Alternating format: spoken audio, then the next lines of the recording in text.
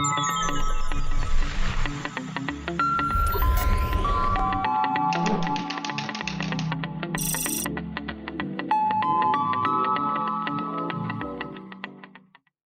Lesson में हम जानेंगे कि सीडीएन होता क्या है और वर्डप्रेस की वेबसाइट को हम सीडीएन के साथ कैसे इंटीग्रेट करेंगे।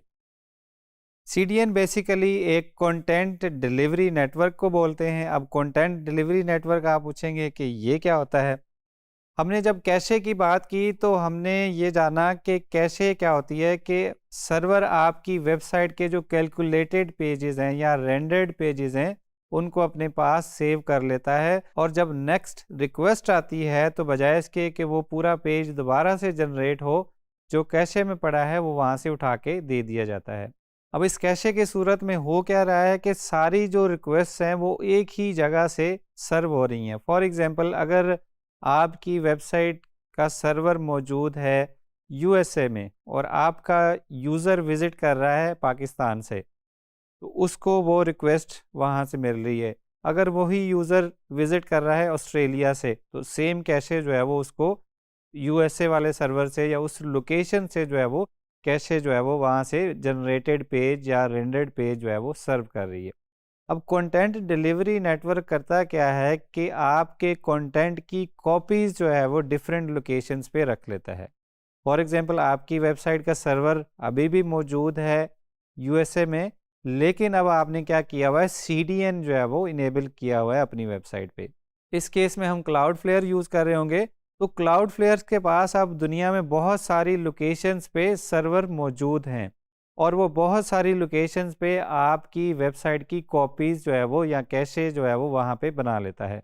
अब फॉर एग्जांपल, अब अगर यूज़र सीडीएन इनेबल करने के बाद पाकिस्तान से कोई यूज़र जो है वो आपकी वेबसाइट विज़िट करने जाएगा, तो उससे वो वाली कैशे जो है वो सर्व होगी जो कि क्लोजेस्ट लोकेशन पे है। फॉर एग्जांपल, सिंगापुर से अब एक कंटेंट आपके पास यूएसए से सर्व हो, दूसरा कंटेंट आपके पास सिंगापुर से सर्व हो, तो ऑब्वियसली जो कॉपी आपको सिंगापुर से सर्व हो रही है वो आपके ज़्यादा क्लोज है एज़ कंपेयर टू यूएसए वाली कॉपी, तो वो आपको जल्दी जो है वो सर्व हो जाएगी। इसी तरह जो भी रिक्वेस्ट आएगी, सबसे पहले क्लाउडफ्लेयर जो है अगर कैशे में उसके पास वो पेज पड़ा है सबसे क्लोजेस्ट लोकेशन पे, तो वो उसे वहाँ से उठा के सर्व कर देगा।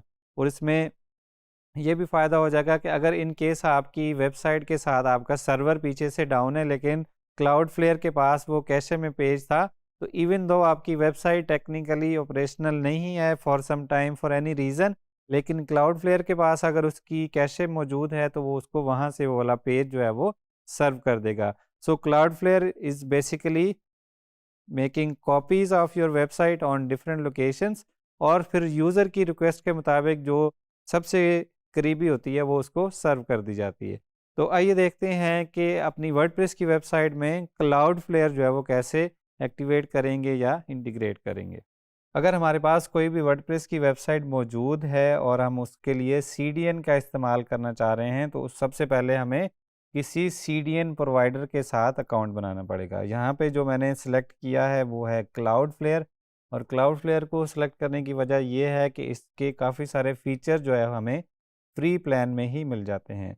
तो आप क्लाउडफ्लेयर का अगर आपके पास अकाउंट पहले से मौजूद नहीं है तो आप क्लाउडफ्लेयर पे साइन अप कर लेंगे, और साइन अप करने के बाद आप उसकी एडमिन पैनल में जब आएँगे तो आपको कुछ इस तरह का जो है वो एडमिन उसका नज़र आएगा। उसके बाद अगर आपने पहले से साइट्स ऐड कर रखी हैं तो आपको वो इधर नज़र आएँगी, अगर नहीं ऐड की तो सबसे पहली साइट आप ऐड साइट पे टॉप में जाके देख सकते हैं, वहाँ पे ऐड साइट का आपको बटन नज़र आ रहा है। आप अपनी वेबसाइट का यूआरएल यहाँ पे प्लेस करेंगे। फॉर एग्ज़ाम्पल मैं कहता हूँ जी shiv.io, मैंने इस साइट पे सीडीएन अप्लाई करना है। तो अब क्लाउडफ्लेयर करेगा क्या, आपके डीएनएस को स्कैन करेगा। वेबसाइट का यूआरएल एंटर करने के बाद आपने जब एंटर किया उसके बाद आपको यहाँ पे पेमेंट प्लान्स नज़र आ रहे हैं कि आपको कौन सा प्लान चाहिए, और उसके साथ साथ उसके फीचर भी यहाँ पे लिस्टेड हैं। हमें फ्री वाला प्लान चाहिए, हम फ्री वाला प्लान सेलेक्ट कर लेंगे। फ्री वाला प्लान सेलेक्ट करने के बाद क्लाउडफ्लेयर जो है वो आपकी डीएनएस सेटिंग्स को स्कैन करेगा कि आपकी जो डोमेन है जो आपने एंटर की है उसमें डीएनएस की कौन कौन सी सेटिंग्स हैं, वो उनको स्कैन करने के बाद वो वहाँ से सारी सेटिंग्स जो है वो यहाँ पे अपने पास इंपोर्ट कर लेगा, ताकि अगर आपने कोई सब डोमेन्स बना रखी हैं या अगर आपकी कोई ईमेल्स की सेटिंग है एग्जिस्टिंग डीएनएस प्रोवाइडर के साथ, तो वो यहाँ पे सारी इंपोर्ट हो जाएं। अगर आप अपनी वेबसाइट की होस्टिंग के लिए किसी भी ऐसे होस्ट का इस्तेमाल कर रहे हैं जो कि सी पैनल का कंट्रोल पैनल यूज़ करता है, तो कुछ सी पैनल रिलेटेड डीएनएस की सेटिंग्स होती हैं जहाँ पे आपने ये वाली प्रॉक्सी जो है वो उसको आपने क्या कर लेना है, डिसेबल कर लेना है। फॉर एग्जांपल अभी मेरे पास एफटीपी है, यहाँ पे मुझे प्रॉक्सी नहीं चाहिए, एसएमटीपी है, वहाँ पे मुझे नहीं चाहिए, और भी इस तरह के जहाँ जहाँ पे मुझे प्रॉक्सी नहीं चाहिए, यहाँ पे मुझे सीडीएन नहीं चाहिए, उनको मैं डिसेबल कर लूँगा। डिसेबल करने के बाद यहाँ से कंटिन्यू करेंगे। यहाँ पे क्लाउडफ्लेयर अब आपको कह रहा है कि आप अपनी डोमेन के रजिस्ट्रार, जहाँ से आपने डोमेन रजिस्टर की है, वो कोई भी कंपनी हो, वहाँ पे जाके आप अपनी डीएनएस की सेटिंग्स चेंज करेंगे। यहाँ पे उसने बताया कि आपके एग्जिस्टिंग नेम सर्वर्स ये हैं, यहाँ पे आपकी वेबसाइट जो है वो पहले से पॉइंट कर रही है, इधर से हटा के आपने ये वाले 2 नेम सर्वर जो है वो ऐड कर देने। यहाँ से आप नेम सर्वर क्विकली कॉपी भी कर सकते हैं, दोनों को यहाँ से बारी बारी कॉपी करेंगे और अपनी डोमेन की सेटिंग्स में ऐड कर देंगे। अब जब आप नेम सर्वर्स ऐड कर लेंगे उसके बाद आप कहेंगे जी डन चेक नेम सर्वर्स, ठीक है। तो नेम सर्वर्स अपडेट होने में थोड़ा सा टाइम लग सकता है, उसके लिए आपको डिपेंडिंग ऑन के आपकी डोमेन कहाँ पे रजिस्टर्ड है, आपको हो सकता है कुछ घंटे लगें और हो सकता है 2 से 3 दिन भी इसमें लग जाएं। जब आप ओवरव्यू पे आएंगे तो अब यहाँ पे आपको क्लाउडफ्लेयर बता रहा है कि नेम सर्वर जो है वो अभी अपडेट नहीं हुए। अगर आपने टाइम बाय टाइम चेक करते रहना खुद से कि आपके नेम सर्वर्स अपडेट हो गए हैं कि नहीं, तो आप क्या करेंगे, यहाँ पे अपनी डोमेन टाइप करेंगे और यहाँ से टाइप ऑफ रिकॉर्ड सेलेक्ट कर लेंगे नेम सर्वर और यहाँ सर्च पे क्लिक करेंगे, तो यहाँ पे आपको बता दिया जाएगा कि आपकी होस्टिंग के जो हैं वो नेम सर्वर जो हैं वो अभी करंटली कौन से हैं। और जब आप देखेंगे कि यहाँ पे क्लाउडफ्लेयर के नेम सर्वर्स आ गए हैं, तो आपको पता चल जाएगा कि आपकी डोमेन जो है वो अब क्लाउडफ्लेयर पे पॉइंट करने लग गई है। फॉर एग्जांपल ये जो एग्जांपल डोमेन है, ये वाली साइट जो है वो मैंने ऑलरेडी क्लाउडफ्लेयर के साथ कनेक्ट की हुई है। अगर इसके हम नेम सर्वर चेक करेंगे तो यहाँ पे हम देखेंगे कि नेम सर्वर यहाँ पे क्लाउडफ्लेयर के आ रहे हैं। सो मैं इस डोमेन पे जाऊँगा जो कि मैंने क्लाउडफ्लेयर के साथ कनेक्ट की थी। क्लाउडफ्लेयर के होम पेज पे आएंगे और उसके बाद यहाँ पे देखेंगे कि हम देख सकते हैं कि इसके साथ टिक मार्क लगा हुआ है, इसका मतलब है कि ये वाली डोमेन जो है वो अब क्लाउडफ्लेयर के थ्रू जो है वो कनेक्टेड है और क्लाउडफ्लेयर की जितने भी फंक्शनैलिटीज़ हैं वो आप यूज़ कर सकते हैं। यहाँ पे आप देख सकते हैं कि इस डोमेन पे कौन कौन सी ट्रैफिक आई है, कितना डेटा कैशे से सर्व किया गया और सारी उसकी सेटिंग्स। उसके बाद आप डीएनएस में, अगर आपने अब डीएनएस अपनी डोमेन का मैनेज करना है, कोई रिकॉर्ड ऐड करना है या रिमूव करना है, तो वो अब आप यहाँ पे क्लाउडफ्लेयर के थ्रू करेंगे। अब ये जो आपको कुछ नज़र आ रहे हैं, फॉर एग्जांपल ये कहीं पे प्रॉक्सीड लिखा हुआ है और कहीं पे डीएनएस ओनली लिखा हुआ है। डीएनएस ओनली से मुराद है कि ये वाली ट्रैफिक जो है वो डायरेक्ट आपके सर्वर पे जाएगी। क्लाउडफ्लेयर जो इसकी जो परफॉर्मेंस ऑप्टिमाइजेशन है, या क्लाउडफ्लेयर की जो प्रॉक्सी है या कैशे है, वो इस पे अप्लाई नहीं होगी। जैसी रिक्वेस्ट आएगी वो डायरेक्टली आपके सर्वर पे भेज दी जाएगी। यहाँ पे क्लाउडफ्लेयर सिर्फ डीएनएस मैनेज कर रहा है, लेकिन जहाँ पे आपको प्रॉक्सीड नज़र आ रहा है उससे मुराद है कि आप क्लाउडफ्लेयर के सारे फीचर्स जो हैं वो यहाँ पे अप्लाई होते हैं, चाहे वो फायरवॉल का हो फीचर, चाहे वो कैशे का हो या कोई और क्लाउड फ्लेयर के अगर आप फीचर्स यूज़ कर रहे हैं। सो अगर क्लाउड फ्लेयर में कभी कोई प्रॉब्लम आ जाता है या अगर आपने टेस्टिंग करनी है, तो आप यहाँ से एडिट में जाके इसको प्रॉक्सी को यहाँ से डिसेबल भी कर सकते हैं। उसके बाद यहाँ पे डिफरेंट सेटिंग्स हैं। क्लाउड फ्लेयर को यूज़ करते हुए आप फ्री में एसएसएल भी यूज़ कर सकते हैं, लेकिन आपने अगर एसएसएल सर्टिफिकेट खुद से परचेज़ नहीं किया या फ्री का जनरेट नहीं किया, तो अगर आप डीएनएस जो है वो क्लाउड फ्लेयर के थ्रू जो है अपनी साइट को मैनेज करते हैं, तो आप फ्री में एसएसएल भी यूज़ कर सकते हैं क्लाउड फ्लेयर का। उसके बाद सिक्योरिटी की सेटिंग्स हैं। वेबसाइट को क्लाउडफ्लेयर के साथ सक्सेसफुली कनेक्ट करने के बाद आप डिफरेंट सेटिंग्स जो है वो यहाँ से एक्सेस कर सकते हैं। जो मैंने डीएनएस फायरवॉल की बात की थी पिछले लेसन में, वो ये है कि ट्रैफिक जो है वो अगर कोई स्पैम ट्रैफिक है, रियल ट्रैफिक नहीं है, फॉर एग्जांपल कोई आपकी वेबसाइट पे स्पैम ट्रैफिक भेज रहा है, वो बोट्स हैं, वो रियल विजिटर्स नहीं हैं, या कोई आपकी वेबसाइट पे डीडोस अटैक कर रहा है। अगर कोई आपकी वेबसाइट को हैक करने की कोशिश करेगा या स्पैम ट्रैफिक भेजेगा, तो अब वो सारी ट्रैफिक पहले क्लाउड फ्लेयर पे आ रही है। अब क्लाउड फ्लेयर उस ट्रैफिक को पहले चेक कर रहा है कि कहीं ये स्पैम ट्रैफिक तो नहीं है, कहीं ये मलिशियस ट्रैफिक तो नहीं है।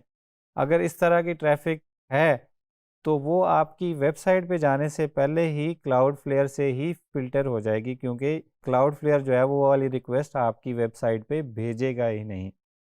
अब डीएनएस जो है वो आपका क्लाउड फ्लेयर मैनेज कर रहा है, तो ये अब आपकी हो गई डीएनएस लेवल फायरवॉल के आपकी वेबसाइट पे रिक्वेस्ट जाने से पहले वो क्लाउड फ्लेयर के पास आई है और उसने उसको चेक किया है, और उसके मुताबिक फिर जो है वो उसने उसको आपकी वेबसाइट पे अगर लेजिटिमेट ट्रैफिक है तो उसको आपकी वेबसाइट पे भेजा है, अगर नहीं है तो वो वहीं से उसको डिनाई कर देगा या ब्लॉक कर देगा।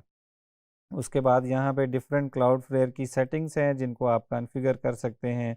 फॉर एग्जांपल, आपने अगर कोई आपकी वेबसाइट पे पेजेस हैं जिनको आपने कैशे में इंक्लूड नहीं कराना, या आप चाहते हैं वो कैशे नहीं होने चाहिए, तो जैसा कि मैंने यहाँ पे एक पेज ऐड कर रखा है कि जो लॉगिन का पेज है वो कैश नहीं होना चाहिए, वो हमेशा जो है वो एज इट इज़ जो है वो सर्व होना चाहिए। इसी तरह अगर आप ई कॉमर्स का स्टोर यूज़ कर रहे हैं तो आप यहाँ पे उसको जो आपके स्टोर से रिलेटेड पेज हैं, फॉर एग्जांपल कार्ट का पेज है या चेकआउट का पेज है, उनको भी यहाँ से एक्सक्लूड करा सकते हैं।